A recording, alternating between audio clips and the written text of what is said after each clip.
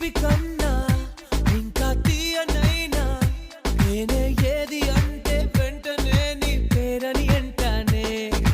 hi కన్నా ఎంతో హాయిదైనా చోటే ఏమిటంటే నువ్వు వెళ్ళే దారని